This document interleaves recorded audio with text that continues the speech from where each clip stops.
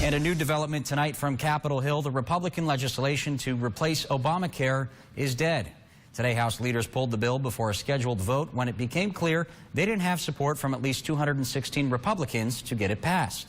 As Weijia Zhang reports, the dramatic withdrawal marked a stunning defeat for President Trump in his first key legislative test. I will not sugarcoat this. This is a disappointing day for us. Speaker Paul Ryan pulled the Republican health care bill off the table minutes before it was supposed to hit the House floor for a vote.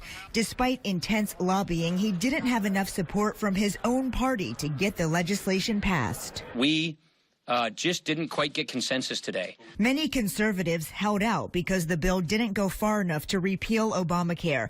But some moderate Republicans say it went too far and could have left 24 million Americans without health insurance over the next decade.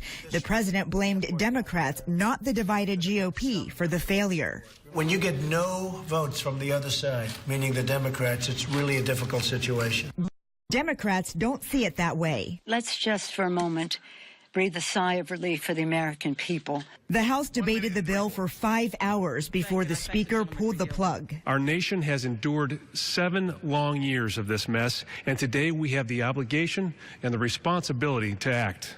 The insurance you'll get with the amendments made will be as worthless as a degree from Trump University. Passing the health care bill was the president's first major legislative test, but he couldn't close the deal. We all learned a lot. We learned a lot about loyalty. We learned a lot about the vote-getting process. Mr. Trump says it's time to move forward with the rest of his agenda. He says the GOP will revisit health care, but did not indicate when. Weijia Zhang, CBS News, Capitol Hill. President Trump did say he is willing to work with Democrats on a bipartisan health care bill in the near future. Now, some local lawmakers are responding to the news of the GOP health care bill's defeat. Here's what Democratic Congresswoman Louise Slaughter told us in a phone call today. I think genuine relief on our side, no doubt about it, because none of the Democrats were going to vote for the substitute. It was really a bad piece of legislation. The Quinnipiac poll yesterday gave it an only 17% approval rating. And it's astonishing to me that somebody as canny as Paul Ryan would even contemplate putting something with a 70% approval rating on the floor of the House.